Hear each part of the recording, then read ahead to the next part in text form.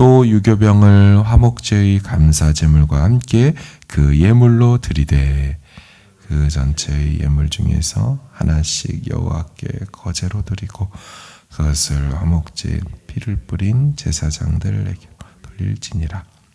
감사함으로 드리는 화목제물의 고기는 드리는 그날에 먹을 것이요 조금이라도 이튿날 아침까지 두지 말 것이니라. 그러나 그의 예물의 제물이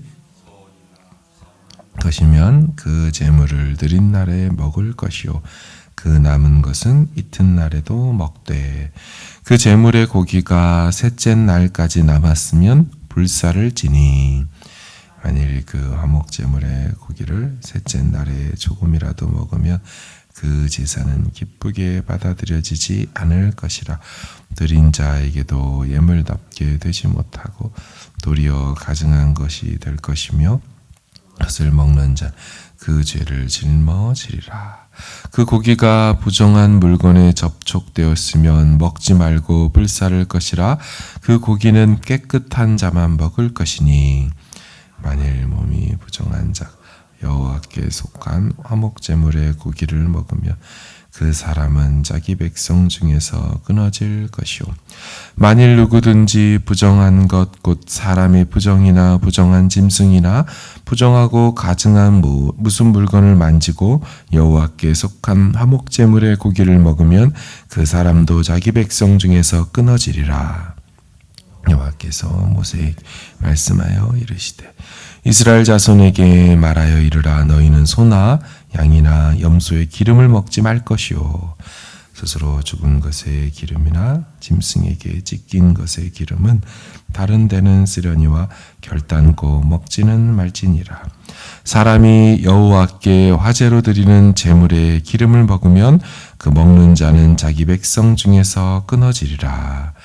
너희가 사는 모든 곳에서 새나 짐승의 피나 무슨 피든지 먹지 말라. 같이 읽습니다. 무슨 피든지 먹는 사람이 있으면 그 사람은 다 자기 백성 중에서 끊어지리라. 아멘. 레위기 3장에 나온 이 화목제에 대한 추가 규례가 오늘 본문에 한 번 더 나오지요. 이 화목제의 특징이 다시 한번 드러나는 대목입니다.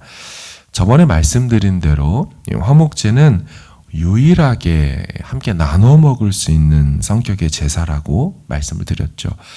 그러다 보니까 드릴 수 있는 제물도 다양하게 등장합니다.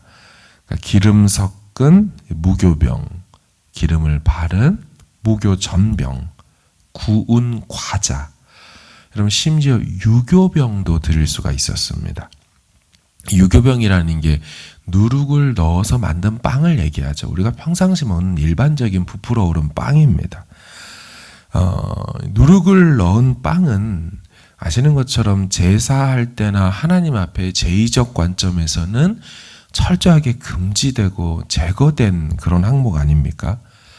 첫 번째로 유월절 절기를 지킬 때도 집안 곳곳에 곰팡이나 누룩을 다 제거했죠.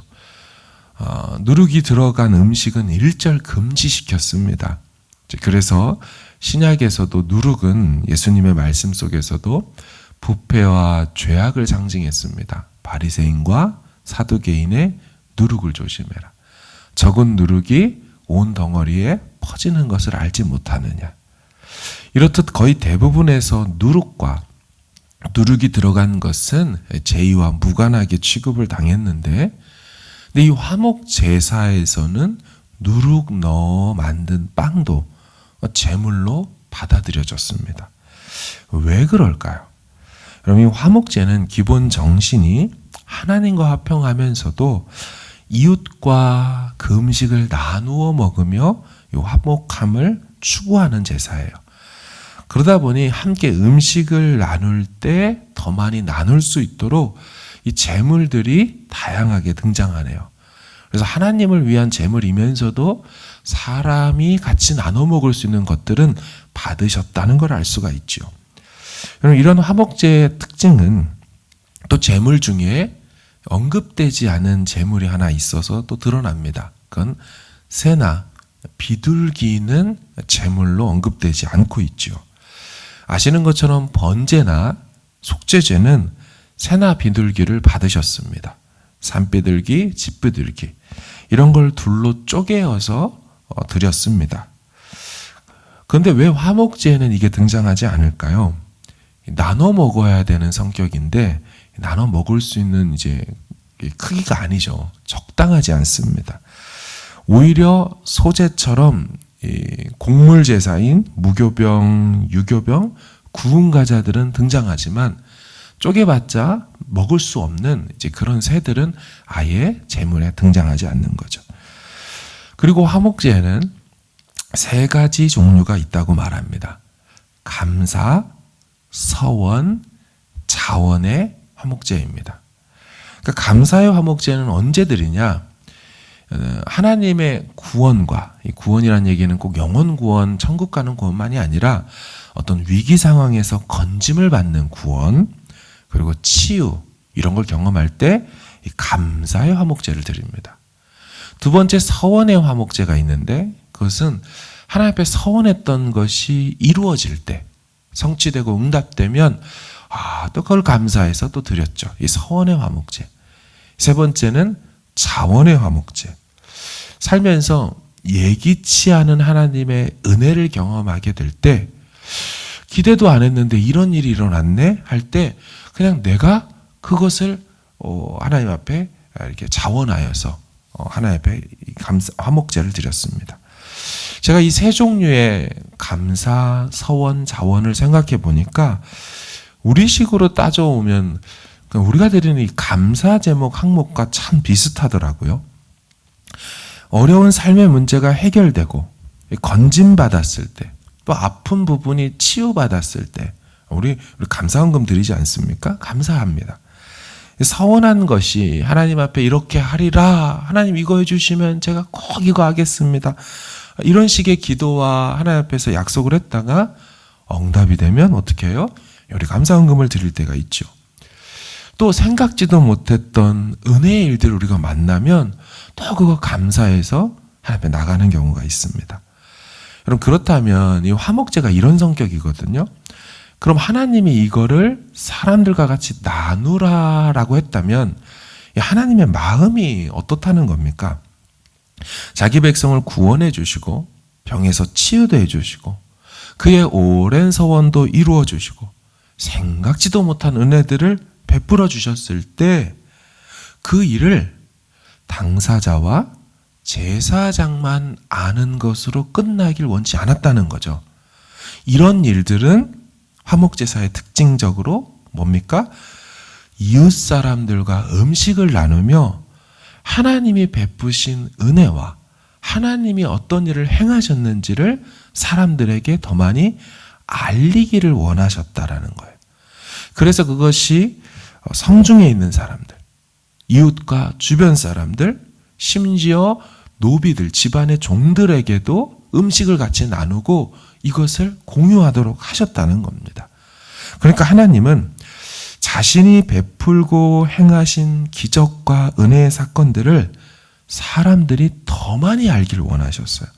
사람들이 그걸 알고 함께 그 기쁨과 그 기쁨을 주신 하나님을 나누며 살길 원하셨다는 거예요.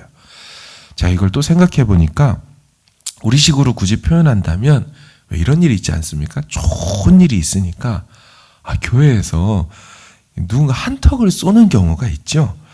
목장 식구들에게 기도 부탁을 했어요.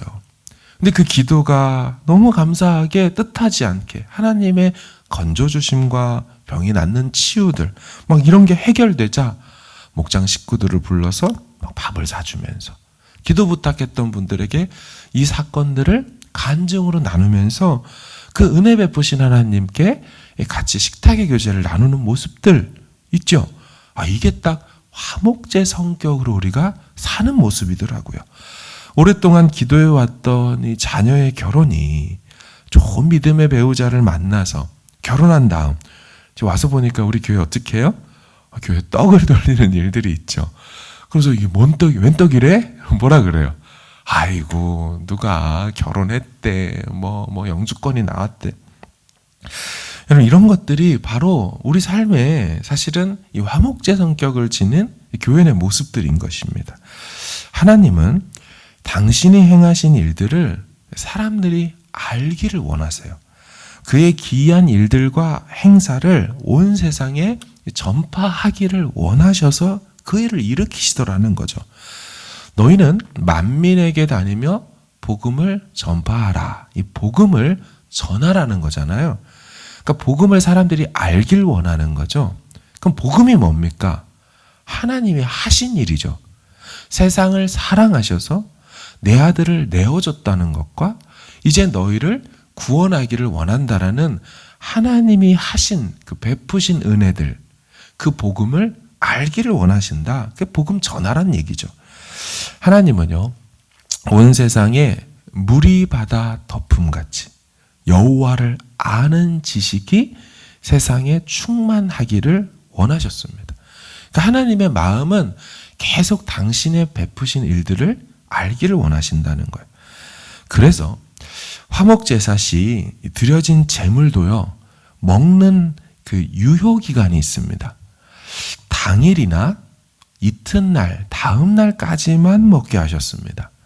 이 감사의 제물은요, 세 가지 있다 그랬죠. 첫 번째, 이 감사의 화목제는 당일에 다 먹도록 하셨습니다. 15절을 보십시오. 감사함으로 드리는 화목제물의 고기는 드리는 그날에 먹을 것이요 조금이라도 이튿날 아침까지 두지 말 것이니라. 자, 두 번째와 세 번째인 서원과 자원은요, 다음 날까지 오케이예요. 근데 세 번째 날 가면 안 돼요. 16, 17절 보십시오. 그러나 그의 예물의 제물이 서원이나 자원하는 것이면 그 제물을 드린 날에 먹을 것이요 그 남은 것은 이튿날에도 먹되 그 제물의 고기가 셋째 날까지 남았으면 못 먹는다는 거죠. 불사르라. 여러분, 왜 이것을 하루나 혹은 이틀까지 다 먹어야 된다고 규정했을까요?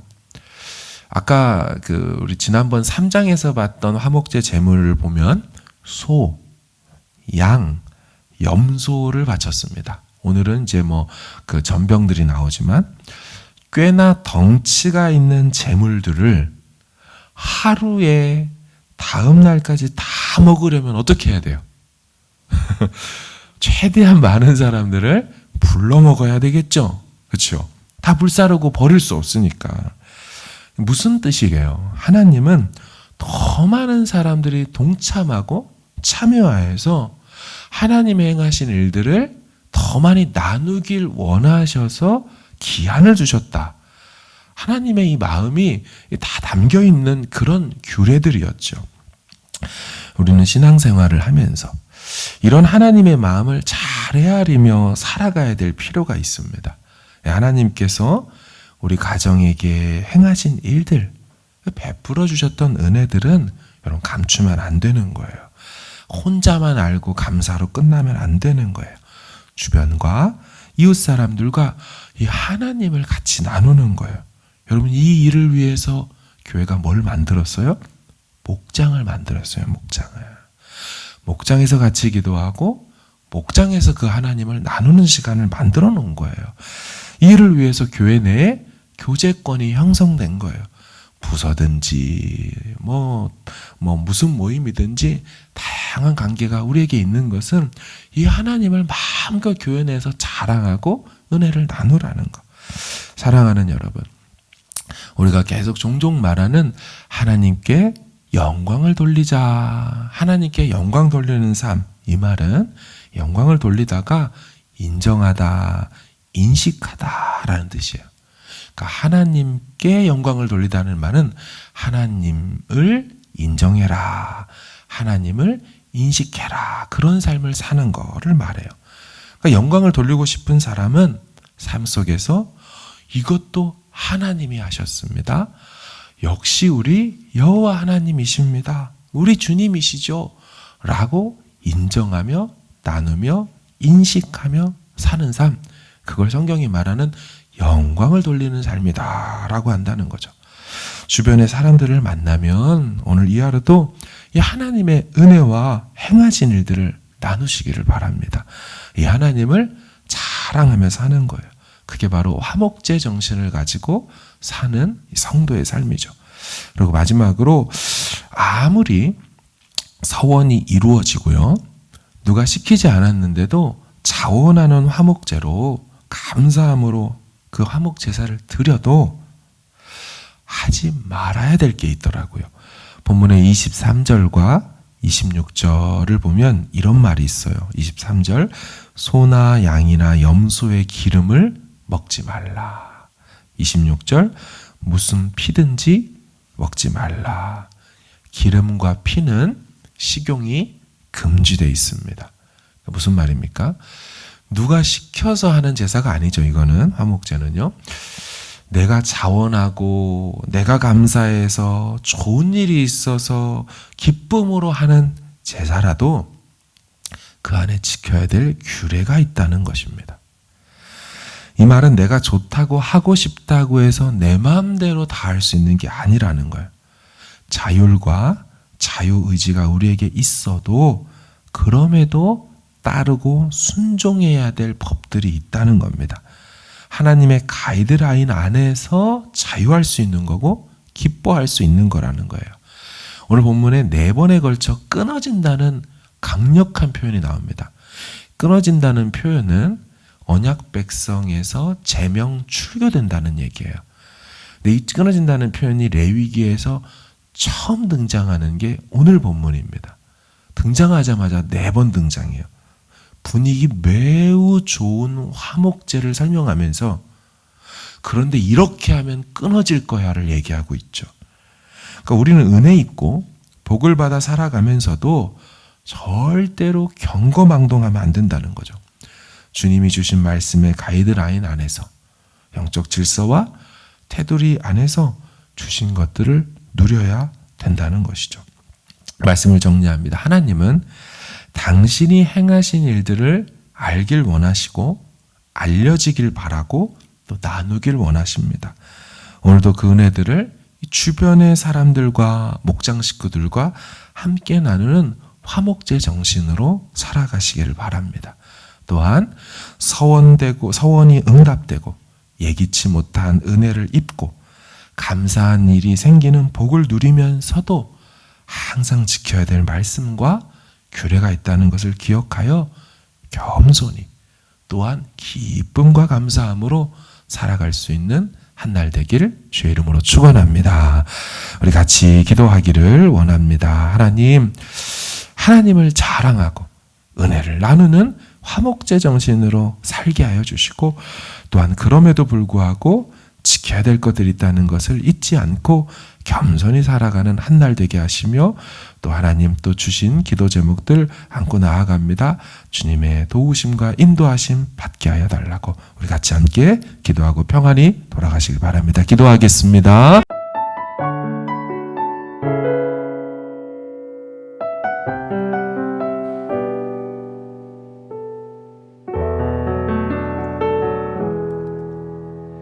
예수 나의 좋은 치료자,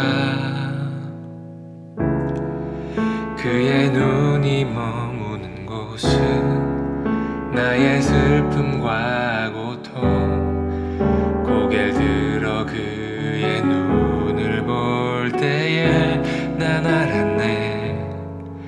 예수 나의 좋은 치료자, 예수 나의 좋은 치료자, 그의 손길이 닿는 곳은 나의 상처와 아픔, 영원히 흐를 것 같았던 눈물 다 멎었네. 예수 나의 치료자,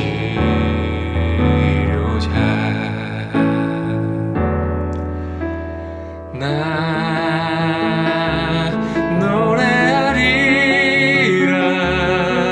전한 나를 돌아보신 구세주를 찬양해. 하늘 닿는 곳까지 내 손 들리라. 예수 나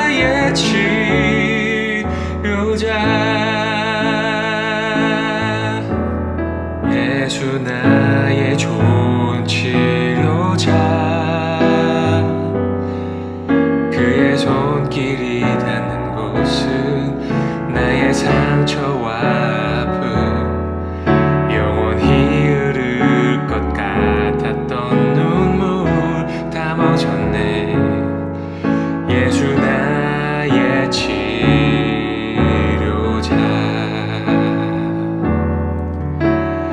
나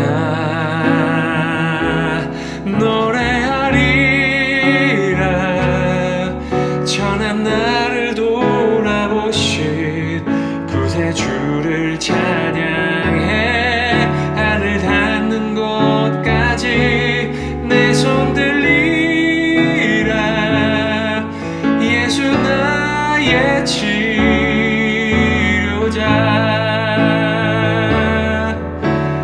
나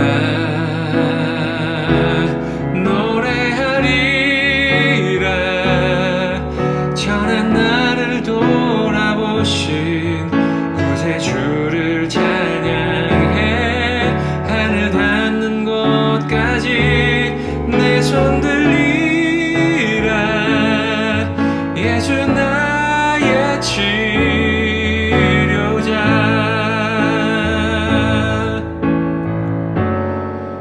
어떤 어려움도 깊은 절망도 수많은 괴로움과 슬픔도 주로 인하여 모두 지워지리라 예수 나의 치료자 난 노래하리라 전한 나를 돌아보신 구세주를 찬양해 하늘 닿는 곳까지 내 손 들리라 예수 나의 치료자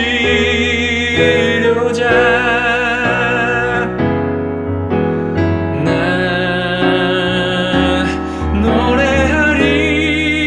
노래하리라 전한 나를 돌아보신 구세주를 찬양해 하늘 닿는 곳까지 내 손 들리라 예수 나의 치료자